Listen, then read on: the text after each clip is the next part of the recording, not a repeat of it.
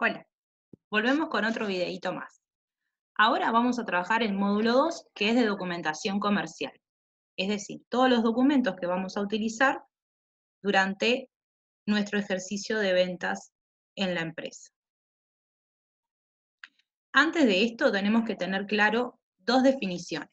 Una es la de documento comercial, que son los comprobantes que se emiten por escrito y evidencian una actividad comercial. Y después saber qué es una actividad comercial. Son los derechos y obligaciones que se generan entre dos partes, es decir, el cliente y la empresa. ¿Sí?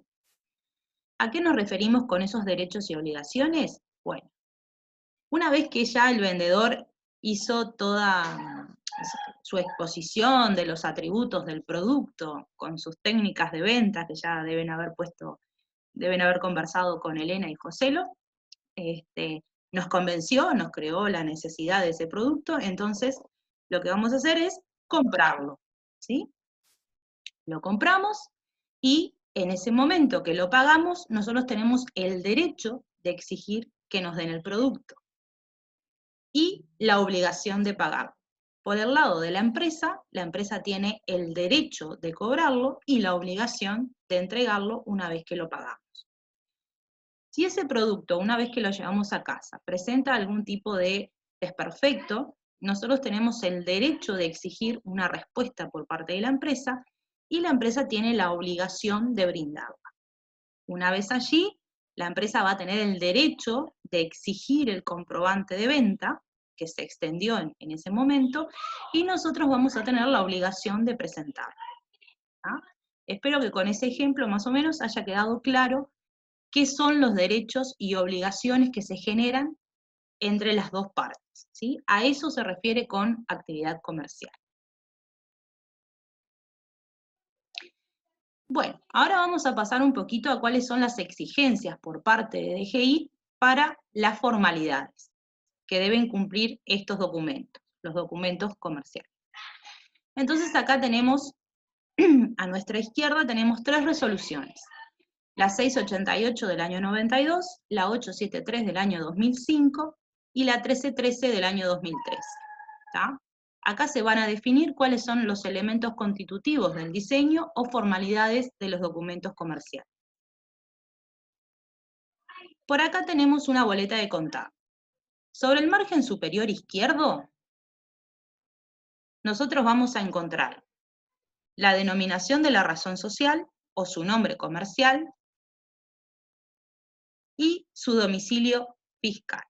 El domicilio fiscal es donde efectivamente la empresa va a determinar sus actividades. Sobre el ángulo superior derecho deben constar el número de RUT que nos fue otorgado en el momento de la apertura, la denominación del comprobante, el tipo, y una serie, que va a ser una letra, y una numeración correlativa. En el centro arriba vamos a encontrar dos cuadros en donde vamos a identificar al RUT comprador, que va a estar destinado para los clientes que son contribuyentes, empresas, y un cuadro para consumo final, que va a estar destinado para identificarnos a nosotros. Sobre el margen inferior izquierdo vamos a encontrar lo que se denomina como el pie de imprenta. Allí vamos a visualizar una declaración de estar al día con el IVA, el nombre de la imprenta con su número de RUT, el nombre del documento que debe coincidir con el que figura arriba a la derecha, el rango de impresión, que como mínimo deben ser 50 documentos, y la cantidad de vías en las que se está emitiendo ese documento. Una constancia de impresión, que es el número o la autorización, digamos, que nos dio DGI en el momento que solicitamos imprimir documentos, una fecha de impresión, que a partir de ahí se va a contar el vencimiento de ese documento, una orden de trabajo interna que se genera dentro de la imprenta y la leyenda de ser una imprenta autorizada. Por acá vamos a encontrar los campos necesarios para poder identificar a los clientes. ¿Cuándo los vamos a identificar? Siempre cuando son empresas Y cuando son consumidores finales, de acuerdo a la resolución 873 del año 2005, solamente cuando la venta supere los 10.000 pesos sin IVA. ¿Sí? Después vamos a tener una descripción de cantidades y detalle de mercaderías que se están vendiendo y 2 columnas en la cual vamos a completar con los precios unitario y totales sin IVA. El precio unitario sin IVA equivale al precio de una unidad y el precio total va a corresponder a la cantidad del precio unitario por la cantidad que estoy vendiendo. ¿Sí?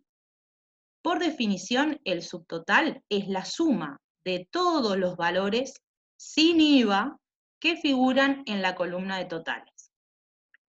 Una vez que tengo el resultado del subtotal, paso a calcular la tasa de IVA correspondiente a los artículos que estoy vendiendo. Eso va a ser parte de un videito especial, cómo vamos a calcular y desglosar IVA. Para saber el total de la venta, lo que voy a hacer es sumar el subtotal más el IVA. ¿Sí? Bien, por acá vamos a encontrar también el cuadro del vencimiento. O sea, ¿se acuerdan que en el pie de imprenta dijimos que existía la fecha de impresión justamente para poder calcular 2 años de vencimiento?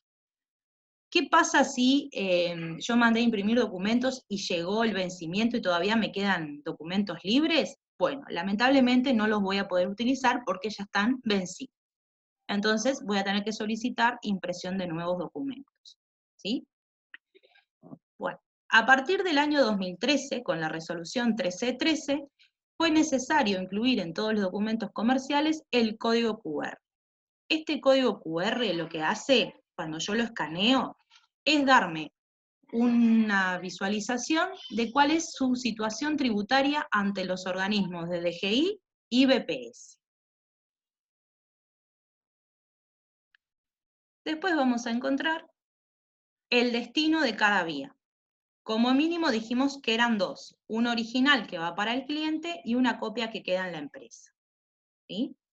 Entonces, de ahí para arriba, la empresa va a solicitar las copias que crea necesarias. Cuando yo escaneo el código QR, ¿se acuerdan que les dije que nos mostraba la situación tributaria de la empresa, cómo se encontraba? Bien, esto es lo que yo veo con el escáner. Voy a encontrar los datos de la empresa, con su número de RUT y el número de QR que tiene asignado, la denominación, o sea, su razón social, su domicilio fiscal y su estado de certificado. ¿Se acuerdan que los certificados eran aquello que nos emitía tanto DGI como BPS para verificar de alguna manera que nosotros estábamos al día con los tributos? Entonces, en este caso del ejemplo, el Estado, tanto con DGI como con BPS, está en óptimas condiciones. Significa que la empresa cumple con sus obligaciones fiscales. Por ser, obviamente, en este caso, una empresa de créditos, la habilitación por parte de la Intendencia no es necesaria en la sección de bromatología, ¿sí? Que sería otra de las habilitaciones de local. ¿Cómo voy a verlo cuando la empresa tenga algún tipo de problemas con los pagos ante los organismos? Bueno, de esta manera.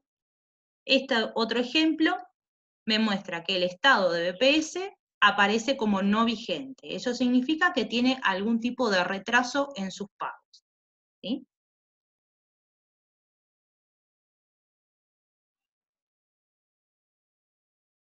Bien. Yo ahora les dejo esto así, con ese título de IVA, porque lo vamos a ver en el próximo videito. Así no se hacen tan largos. ¿Dudas con respecto a las formalidades de los documentos? Me las escriben en el chat y las evacuamos lo antes posible.